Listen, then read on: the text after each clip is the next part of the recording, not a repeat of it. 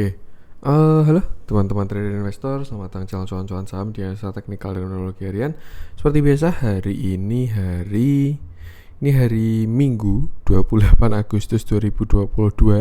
Cuman hari ini nanti kita akan bahas konten kemarin Jumat 26 Agustus 2022 yang belum saya bikin, dan marketnya pun juga agak kurang enak ya, dengan respon-respon dari global juga.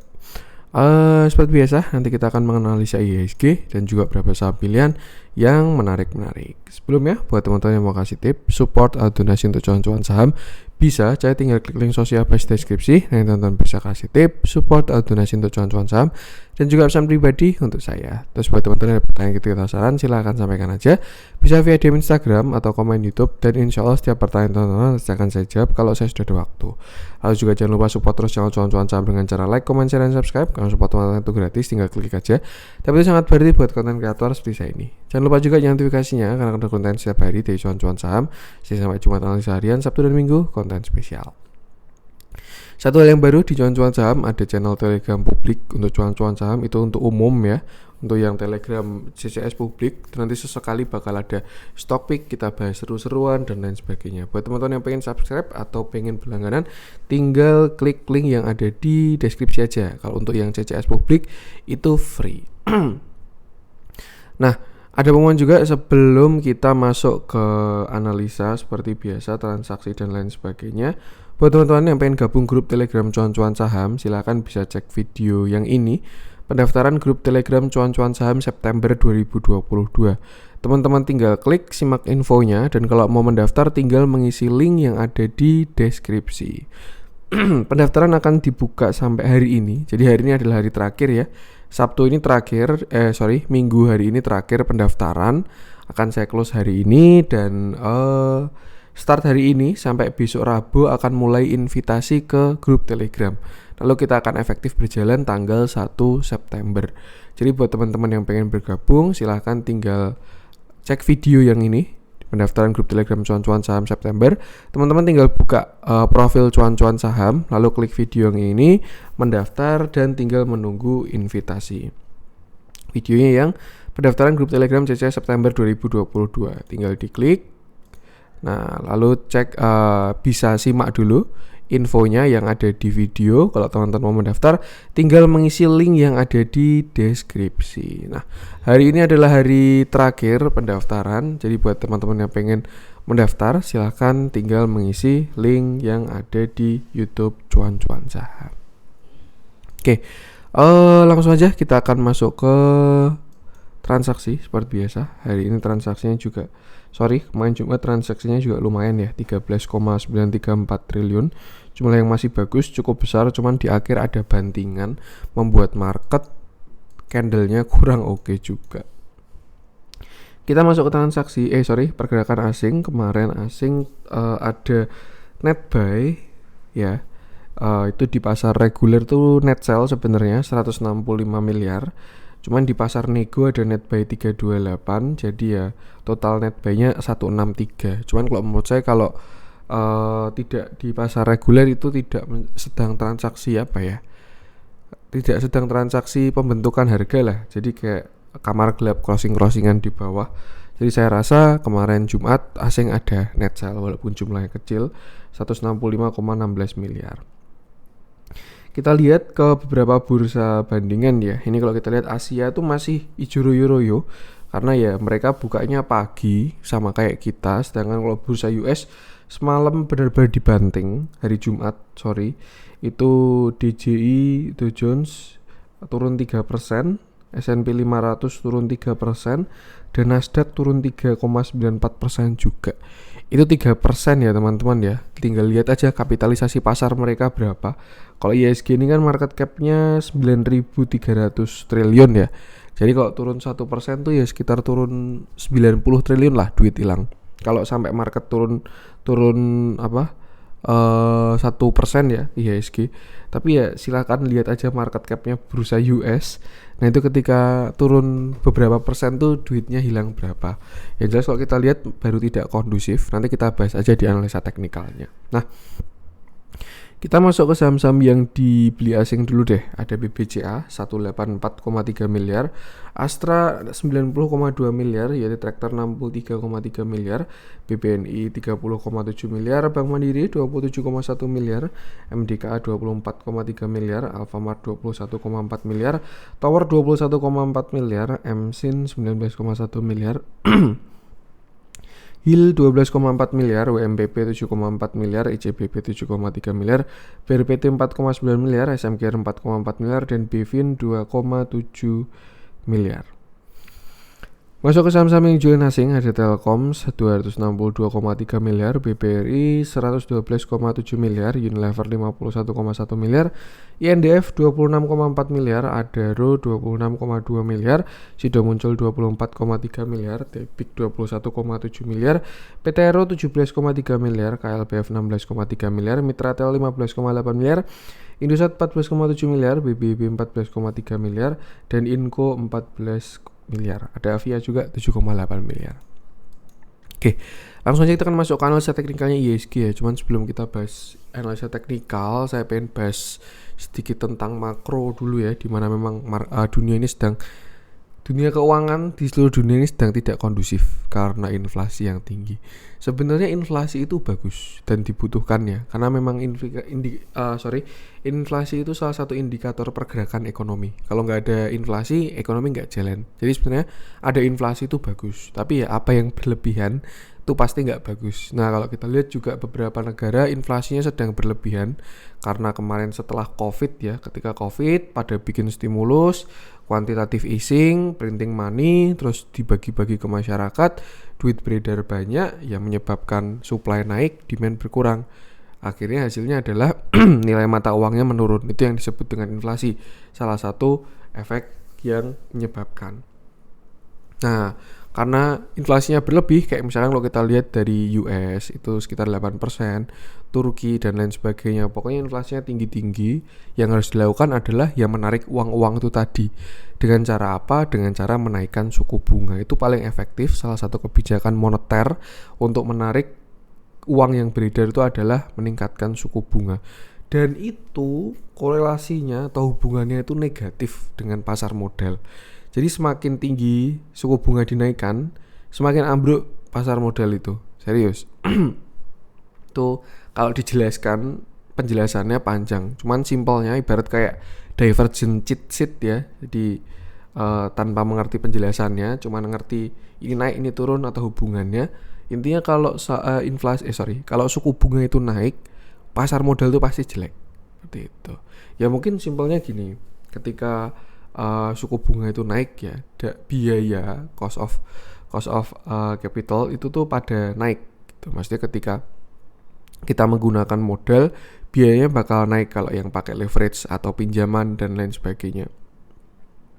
Karena bunga pinjamannya naik gitu. Itu yang pertama, salah satu efek dari sudut pandang biaya.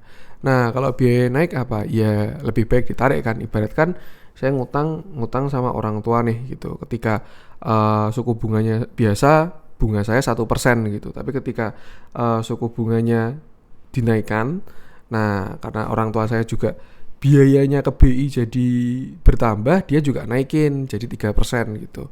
Nah, karena saya terdampak ya, saya yang punya pinjaman, saya yang pegang capital.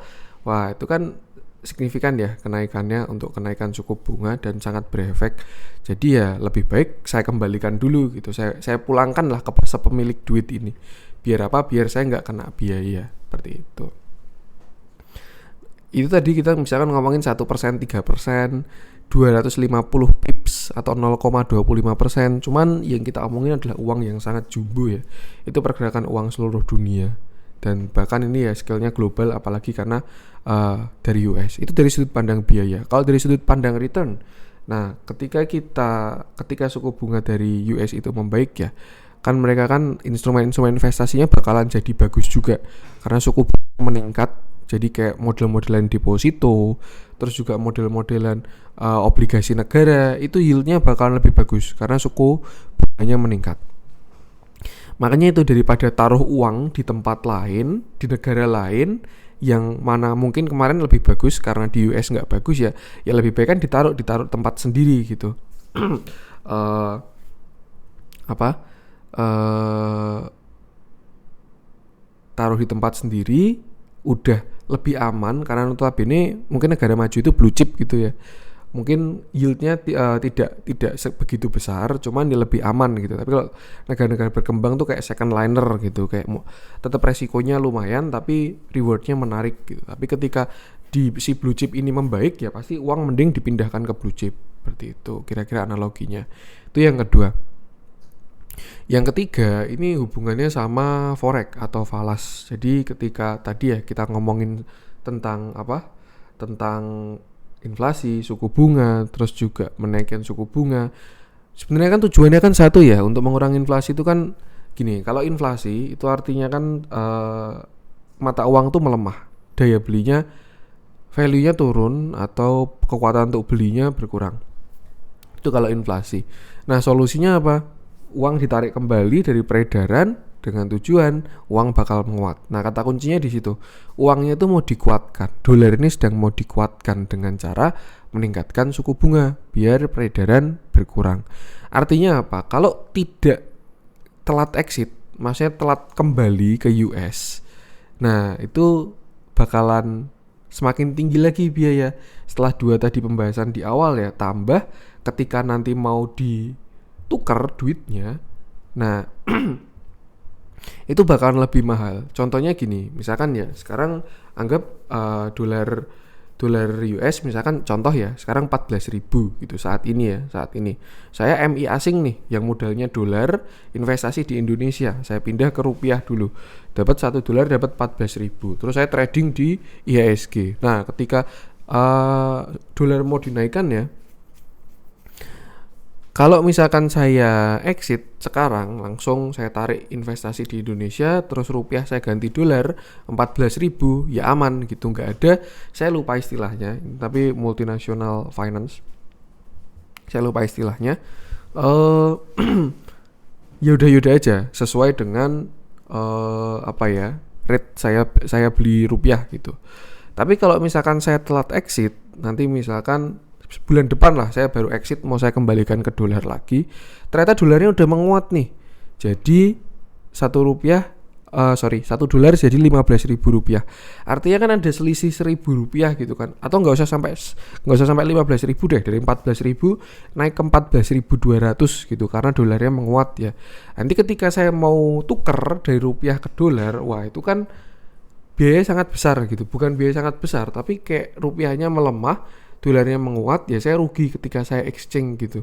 Lagi-lagi ini kita ngomongin duit jumbo ya, ini mungkin kayak selisihnya kita contohin 200 rupiah, tapi kalau misalkan uangnya 100 triliun gitu, mau di crossing mau di swap ke itu ke dolar, ya bakalan kena banyak banget.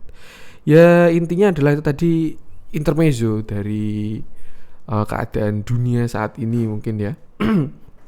Cuman memang kalau kita lihat dari TA negara kita sendiri, IHSG chartnya saat ini memang sedang berada di resisten tuh. Dan kemarin juga sudah saya bilang, sejak tanggal 19 Agustus ya, saat ini IHSG sudah tidak uptrend lagi, karena trennya sudah patah dan cenderung sedang sideways. Nih, mana nih? Nah, sedang sideways seperti ini. Nah, ini tuh, dan konfirmasinya tetap sama. Kalau sampai jebol 7.070 ya kita bakalan swing low seperti itu.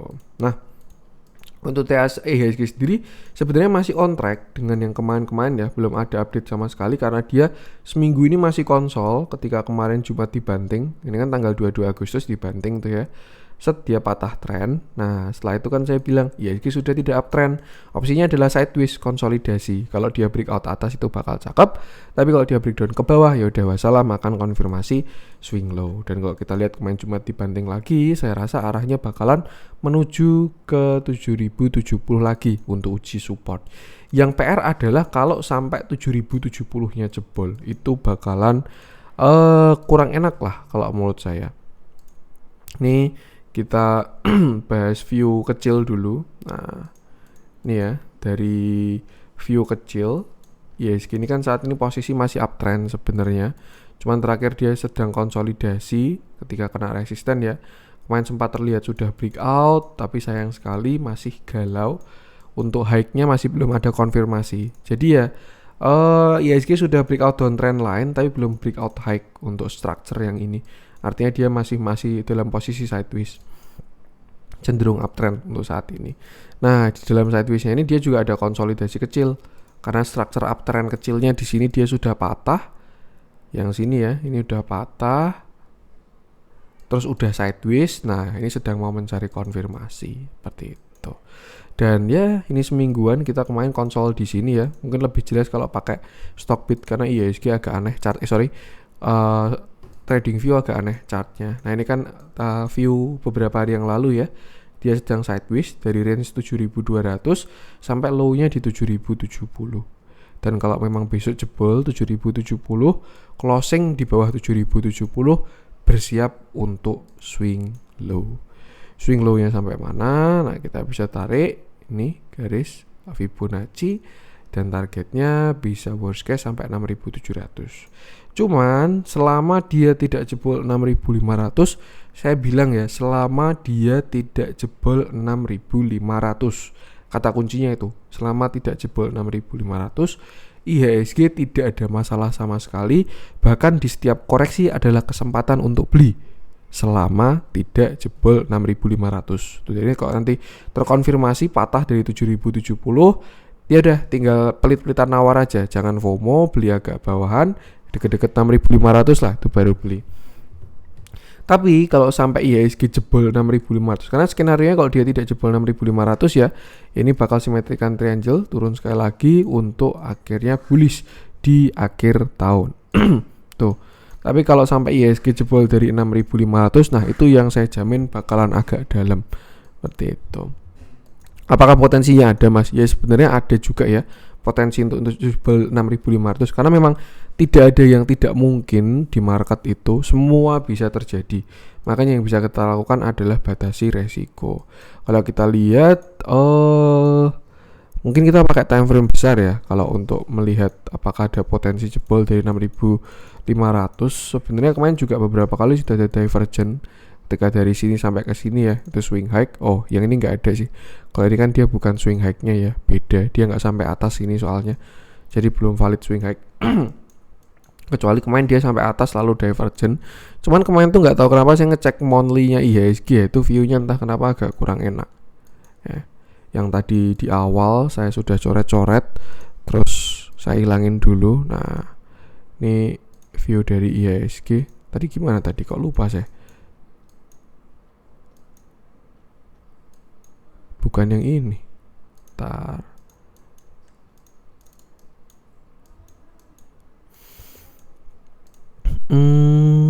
Sepertinya begini ya kemarin ya. Nah, kayak gini sih ya tadi ya. Saya kok malah lupa. Ya, intinya ya segitu juga tetap masih dalam posisi uptrend, dalam bigger view juga ya. Cuman kalau kita lihat slope-nya sebenarnya sudah agak melemah, karena yang sebelumnya derajatnya seperti ini, nah ini mulai agak menyamping seperti itu. Dan kalau kita lihat pada monthly, ada potensi terjadinya bearish divergent kalau sampai dia dead cross. Kenapa? Karena di sini dia indikatornya harganya ke atas. Kalau kita lihat kan dia cenderung ke atas ya di sini. Nah, ini dia ke atas, sedangkan indikatornya ke bawah. Kalau sampai dead cross ya bakalan agak dalam sih kalau menurut saya, seperti itu. Jadi ya batasi resiko aja. Ya worst case-nya ke sini. Tapi kalau kita pakai view kecil tadi ya, kalau IHSG sampai jebol 6.500, saya rasa dia bakalan ke tren dimulai. Kalau dia jebol 6.500, saya rasa target turunnya bisa ke sekitar sini, 6.200 dulu. Nih ya, di sini ada area kuat juga. Tapi itu kayaknya bukan pemberhentian deh. Kalau dia sampai jebol 6.500, saya rasa pemberhentian kuatnya di sini 5.400. Jadi ya, itulah definisi dari semua bisa terjadi di market. Yang bisa dilakukan adalah batasi resiko. Tapi ujuk-ujuk kalau Senin besok IHSG bullish breakout ke atas, apakah nggak bisa? Ya bisa juga, karena kita juga masih dalam posisi uptrend. Poinnya adalah punya skenario, punya plan, dan batasi resiko. Itu aja. Kalau misalkan wah saya investasi kok mas, nggak mau cut loss ya nggak masalah, nggak ada masalah sama sekali. Ketika turun nanti beli lebih banyak. Saya pun juga kalau memang nanti marketnya kurang enak ya saya juga siap-siap buy in the dip juga. Uang-uang dari luar budget saham mau dipindah ya kalau sampai marketnya dalam. Karena Indian harusnya bakalan oke selama tren masih uptrend. Entah bigger atau smaller view. Cuman ya bisa lebih manfaatkan pergerakan jangka pendek. Intinya itu batasi resiko aja, gunakan area-area tadi 7030 7070 lah untuk konfirmasi besok Senin. Itu untuk IHSG. Langsung aja kita akan masuk ke beberapa saham pilihan. Kita cari yang ada spread ya. Alfamart masih sesuai view, kemudian kita bahas. Kita coba cek si apa nih, BRPT deh, kita bahas BRPT karena terakhir saya bilang BRPT itu bagus ya, kalau turun bagus. Nah ini udah turun dan udah kena target nih, sekarang kita bahas aja. Oke, saya pengen hapus dulu. Hari ini, kemarin Jumat BRPT turun 2,94% dengan candle yang cukup solid dan volumenya pun juga masih besar. Nah, ini nanti kita cek intraday-nya apakah ini volume beli atau volume jual. Terakhir ya, BRPT ini dia adalah saham konsolidasi. Nih. Dia konsol dari tahun berapa nih? 2020 ketika uptrendnya patah, dia mulai konsolidasi dan membentuk sebuah pattern symmetrical triangle. Kemarin kita lihat BRPT ini sempat breakout dari konsolnya, naik sampai 1070 dan dia sekarang sedang swing low. Satu hal yang kita lihat juga ya, kemarin waktu breakout itu flow-nya bagus, cuman ya ketika turun flow-nya nggak bagus. Tapi kalau kita lihat masih ada surplus seperti itu. Nah artinya saya rasa masih ada barang di dalam lah ini. Untuk swing low-nya ya ada aksi taking profit, cuman ya in overall masih oke kalau untuk dari bigger view-nya. Nah cuman agak disayangkan aja kemarin dia nggak breakout 1095 ya, karena kalau dia breakout 1095 bakalan ada breakout structure. Cuman saat ini saya rasa BRPT sedang berada di area support kuatnya buy on weakness, itu di area sini sekitar 820 sampai 800 rupiah. Nah nih tuh skenario kemarin juga kita bikin skenario inverted head and shoulder. Ini shoulder kiri, lalu ini headnya, lalu ini shoulder kanan, pas juga dengan 0,618 di sini. Nah, tuh jadi sebenarnya bahasanya sekarang sudah di area bottom untuk BRPT ini. Tapi candle masih belum menunjukkan pembeli atau buyer, jadi lebih baik amannya besok kita lihat dulu. Lebih baik tunggu satu candle ketinggalan sehari, 2 hari, ketinggalan 1%, 2%, 3%. Yang penting kita entry lebih aman. Kalau Senin ya, misalkan BRPT ada harami, misalkan kayak gini, atau engulfing atau piercing line, nah itu bakal menarik tuh ya. Walaupun kalau kita lihat saham-saham minyak masih pada naik, cuman sebenarnya minyaknya nggak naik, tapi saham-sahamnya aja yang belum pada price in. Agak lagging ya, Medco, Elsa tuh agak lagging, minyaknya nggak jalan, tapi mereka belum pada jalan. Itu karena kurang price in sama harga laporan keuangannya. Jadi ya kemarin loncatnya agak kejar restoran seperti itu. Cuman so far saya rasa BRPT ini masih oke. Selama ya toleransi mungkin tetap batasi resiko under 775 ya. Kalau dia sampai jebol 775 lebih batasi resiko 765 deh. Ini Fibro 0,786 itu sih. Cuma untuk sekarang besok bisa dipantau dulu untuk BRPT. Nah saya pengen lihat candle kecilnya apakah volume besar itu volume jual atau beli. Dan kalau kita lihat sudah ada yang cover juga ya. Ini ada volume beli di bawah. Jadi sebenarnya so far so good. Walaupun ada buangan tapi juga lihat sudah ada yang cover. Cuman memang candle daily-nya masih belum terbentuk bagus. Jadi ya besok kita lihat dulu aja. Kalau kita lihat dalamnya juga terjadi big distribusi untuk kemarin hari Jumat ya. Tapi ya kalau kita lihat masih surplus akumulasi sama distribusinya. Bahkan kalau kita perhatiin ya, ini kalau teman-teman perhatiin memang terjadi distribusi dari si CS sama NI. Tapi ya ada yang jaga barang AKBK walaupun bawahnya retail. Cuman AKBK ini kalau menurut saya dia bukan retail ya, karena saya ingat saya juga yang ambil barang di sini ya kawan-kawannya si BK ini. Jadi apakah AKBK ini yang mengcover di bawah tadi? Ya bisa aja. 830 ya, pas ini average-nya dia 830. Banyak transaksi di bawah. Saya rasa masih bisa dipantau lah BRPT ini. Tinggal bisa dilihat dulu aja. Seperti itu. Itu untuk BRPT. Lanjut coba kita cek si apa nih kita bahas. Kita cari yang ada spread deh. Kita masuk ke yang dijualin asing dulu aja. Nah, saya bahas Unilever yang sepertinya skenario bear trap kemarin yang kita bahas ya itu gagal. Itulah sangat disayangkan ya. Kenapa kita perlu ngikutin TA juga? Karena kalau ikut bandarmologi doang saya yakin Unilever belum exit ini. Tapi kalau ikutin TA ini sudah exit lah untuk cover modalnya. Oke. Kemarin Unilever ya terakhir kita bahas ketika dia breakdown area konsolidasinya di sini. Nih. Di sini kan dia breakdown area konsolidasi, closing di bawah lalu naik lagi. Cuman ketika naik kemarin saya lihat ada potensi bagus dari si Unilever. Saya ngarepnya itu adalah bear trap. Lalu kemarin dia mencoba naik, cuman memang agak disayangkan dia masih belum berhasil breakout 0,618. Trennya sudah berhasil breakout. Sempat terlihat oke, apalagi marketnya mau gonjang-ganjing. Cuman memang kemarin ketika dia naik itu naiknya cuman sampai 0,618. Artinya apa? Artinya Unilever malah membentuk lower high dan ini berpotensi dia bakalan swing low nih ya. Sangat disayangkan, padahal kemarin kalau dia berhasil closing di atas 4850 ya, berhasil closing di atas 0,618, Unilever ini saya rasa skenario bear trapnya bakal berhasil. Cuman since dia gagal bertahan di 0,618 dan dia malah koreksi dengan volume besar, saya rasa ini adalah konfirmasi Unilever mau swing low seperti itu. Jadi ya kalau menurut saya pun juga jangan ditahan-tahan dulu ya kalau memang teman-teman trading dengan average yang jelek. Kalau average-nya bagus di atas ya mungkin bisa santuy, tapi kalau average-nya jelek lebih baik batasi resiko. Dan sekarang yang terbentuk malah jadi yang namanya downtrend channel karena dia reject dari 0,618 membentuk sebuah lower high. Nah, kita tarik target ke bawah ya. Ini untuk pergerakan pendek, tektokan swing low-nya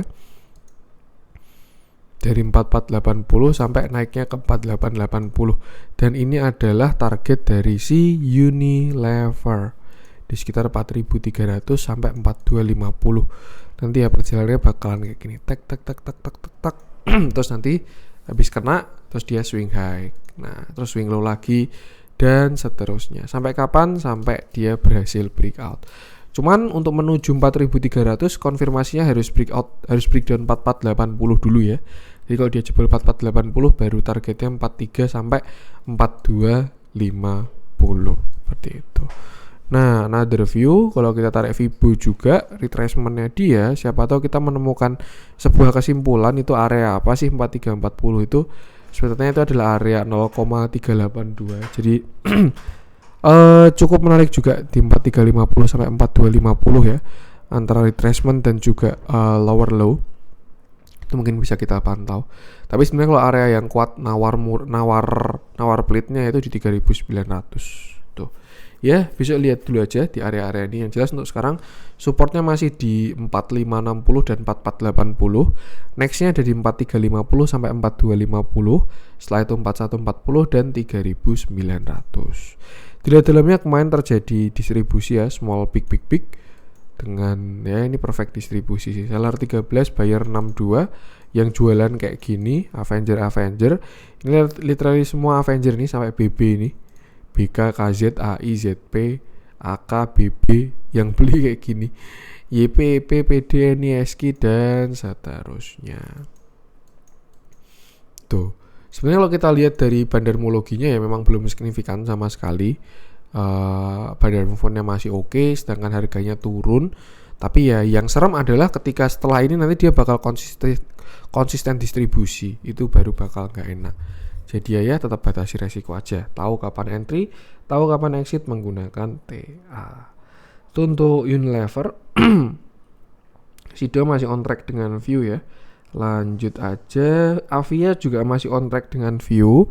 Kalau teman-teman nyari analisa Avia bisa cek video kemarin aja, sudah saya bahas. Kurang ada yang menarik ini untuk spreadnya. Saya pengen bahas Java aja deh. Ini karena kalau menurut saya ada upside untuk si Java ini, arahnya bagus. Walaupun nggak tahu nanti market bakal gimana ya hari Senin. Cuman saya rasa untuk price action Java ini arahnya ke atas. Oke, kemarin Jumat Java naik 0,32%. Setelah dia retrace beberapa hari, dia akhirnya naik dengan candle yang kecil dan volume yang kecil juga. Tapi kalau kita lihat buyer sudah mulai muncul di area-area sini ya, dan dia sebenarnya sudah tidak membuat low baru lagi. Terakhir kan low-nya di sini ya, 1565, tapi dia sudah tidak membuat low baru lagi. Last low-nya 1580. PR-nya sekarang adalah higher high. Kalau sampai dia breakout 1595 itu artinya breakout structure dan arah dari Java sudah ke atas. Nah, terakhir Java itu retracement atau swing low dari harga puncaknya 2270 sampai bottomnya kemarin tuh di 1330. Sempat ada potensi descending triangle dan lain sebagainya. Cuman saya rasa lebih valid dia membentuk sebuah falling wedge atau bullish flag. Dan kalau kita lihat ya, Java ini sudah breakout dari koreksinya ini, bullish flag kayak atau falling wedge apalah itu terserah. Dia sudah breakout pada tanggal 18 Agustus dengan volume yang sangat besar. Maka dari itu potensinya sekarang adalah sideways dan juga uptrend karena dia sudah breakout dari downtrend. Nah, kalau sideways range-nya di mana? Range-nya dari 2270 sampai 1330. Ini dia ranging-nya di sini. Makanya ini spreadnya lebar banget untuk si Java. Sedangkan kalau uptrend ya dia kalau nanti break dari 2270 dia bakalan higher high sampai ke 3000-an seperti itu. Cuma untuk saat ini dia masih breakout dan baru retracement ya. Dan sudah 1 2 3 4 5 6 6 candle daily dia retracement. Harusnya kalau dia sudah tidak membuat low lagi bakalan menarik. Tinggal PR-nya adalah higher high aja. Seperti itu. Nah, untuk tren terdekat bisa menggunakan ini. Kalau Javanya mau santai sih dia bakal nunggu sampai kena ya. Tapi kita bisa buat secondary juga di sini. Channel kecil. Nih ya. Nah, uptrend channel kecil lah. Nih, bentar lagi kena terus habis itu naik seperti itu. Cukup menarik untuk sekarang supportnya ada di sini. Ini salah satu menu swing juga. Wah, ini stock pick gratis ini. Supportnya di sini dari 1265 sampai 1535 itu support Java, sedangkan cut lossnya di bawah 1490. Untuk target kita bisa tarik pakai Fibonacci. Untuk yang sini kan dia sudah breakout juga ya. Oh, yang ini belum. Ya, kita berarti tariknya dari yang ini sepertinya udah. Nah, ini kan yang udah kan. Kita tariknya dari sini. Kita tarik swing low. Dan ini adalah beberapa target dari si Java. Terakhir emang dia kejedot 1620 ya. Cuman nextnya dari 1720, 1825 dan juga 1990. Cuman ya waspada juga, siapa tahu dia higher low-nya agak bakal dalam, itu bisa juga seperti itu. Yang penting sama, selalu batasi resiko aja. Dilihat dalamnya pun flow-nya juga bagus, TA-nya bagus, tinggal ya semoga aja besok Senin besok dia breakout seperti itu. Yang penting sama, batasi resiko. Itu untuk Java. Lanjut coba kita cek yang merah-merah. Kita coba cek si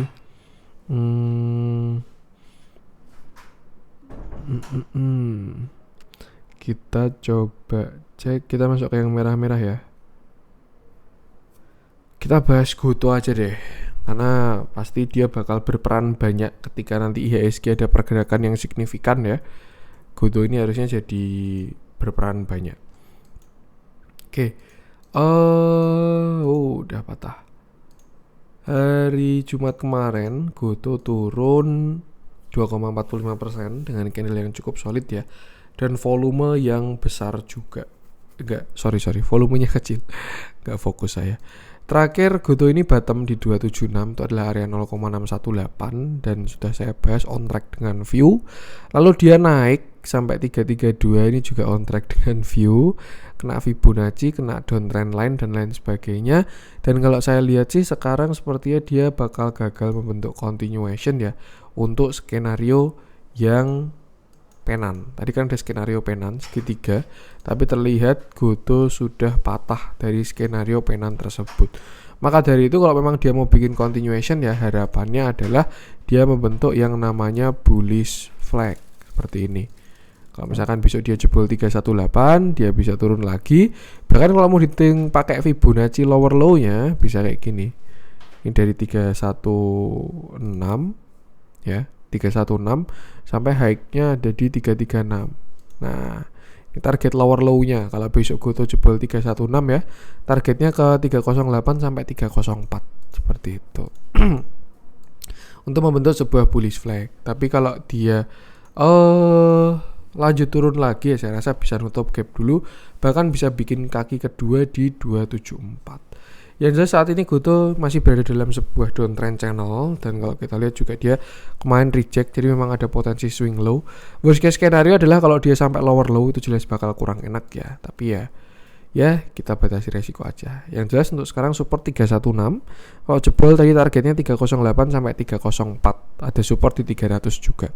Kalau jebol lagi saya rasa bakal nutup gap di 286 ya, dan itu juga sebenarnya belum jelek untuk bigger view-nya. Dia bakal jelek kalau jebol yang 274.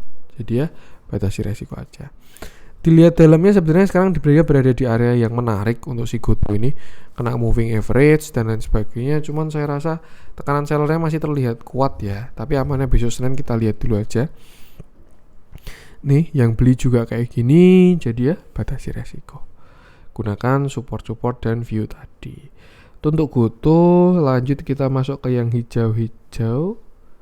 Medco masih lanjut ngegas, Pegas juga masih lanjut ngegas sesuai dengan view terakhir ya. Untuk si Pegas targetnya 2000, jangan FOMO ya, target swing high-nya. Seremnya dia swing low habis itu. Kalau trennya menguat sih bagus, tapi kalau gagal menguat ya ada potensi dia swing low. Saya pengen ngecek ADMR aja sekalian ngasih view di sini untuk ADMR.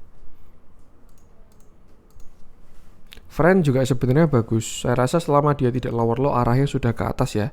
Tapi kita bahas ADMR aja.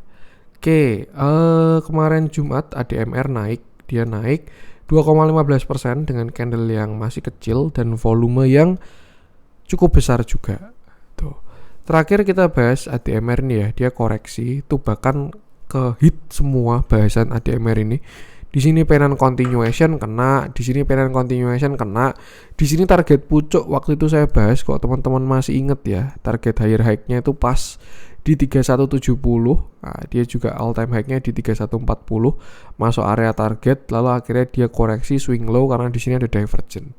Nah, dia retrace sampai kemarin bottom di area 1455 dan akhirnya berhasil breakout dari downtrend lainnya. Ini ya, saya ganti garis yang warna hijau aja. Karena downtrend kita ganti merah. Nah, kalau teman-teman lihat chartnya ya, ini sebenarnya setupnya mirip sama kayak BRMS persis.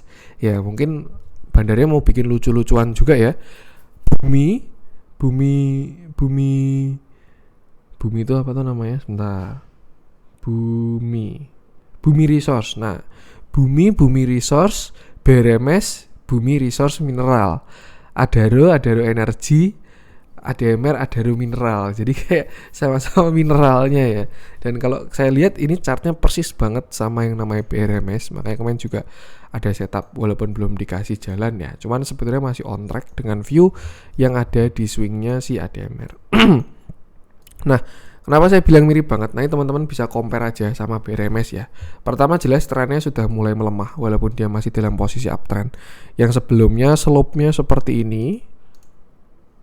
Anggap berapa derajat nih? Nah, misalkan 20 derajat ya, dia kenaikannya kuat. Dan setelah itu mulai melemah walaupun masih uptrend. Dia sekitar ya anggap 45 derajat lah, mulai berada dalam uptrend normal. Ini channelnya di sini nih. Tuh. Dan setelah itu kemarin dia swing low dan sudah patah downtrend. patah downtrend garis merah. Nah, lalu dia konsolidasi di bawah, bahkan persis konsolidasinya juga bikin simetrikan triangle. Tuh ya, kayak bandarnya mau lucu-lucuan nih. Dia konsolidasi bikin simetrikan triangle dan sekarang dia sedang berada di bawah, kena dari uptrendnya. Cukup menarik sebenarnya, low risk untuk ADMR, dan kalau view ini valid ya, triggernya adalah dia harus breakout area 1850. Tuh. Bentar. Ibunya kok beda nih. Nah, saya lebih prefer yang ini sih kalau dilihat dari bentuknya yang cocok ya. Walaupun agak aneh ini pakai lock nggak pakai lock, cuman ya kalau prinsip saya sih view itu yang penting kita bisa manfaatkan lah gitu. Kalau kita dilihat kan lebih respect dia nggak pakai lock ya ini Fibo-nya. Nah, view ini bakalan hit kalau ADMR tuh konfirmasinya breakout 1850. Dia bakal simetrikan triangle dan by chart pattern targetnya dia bakal ke sini sekitar 2400. Cuman saya rasa kalau dia besok berhasil break 1850 ya, itu dia targetnya 2100 untuk menutup gap dan kena Fibonacci 0,382. Jadi teman-teman tinggal bandingin deh sama chartnya BRMS nanti ya. Cuman ya memang semua bisa terjadi di market, walaupun chartnya mirip, yang kena satu naik yang satu turun pun bisa juga. Jadi tetap perlu yang namanya batasi resiko. Saya rasa ini selama dia nggak jebol 1570 ya, which is dengan plan awal itu masih on track. Selama nggak jebol 1750 harusnya masih oke. Tapi kalau memang dia jebol 1570 ya, skenario ini bakalan gagal. Kalau kita lihat dalam view yang lebih kecil, ini sudah breakout structure untuk si ADMR. Pertama, dia tidak membuat low baru. Kedua, dia sudah membuat high baru atau higher high, artinya sudah breakout structure. Nah, kalau skenario saya kecil sih mungkin bakal terulang lagi ya, dia bikin inverted head and shoulder. Ini waktu setup awal di call di sini sempat ya, kalau saya tak pakai tektokan sih. Ketika 15 Agustus candlenya jelek, 16 saya jual dulu. Ini baru sedang tetap buyback lagi dengan skenario yang ada.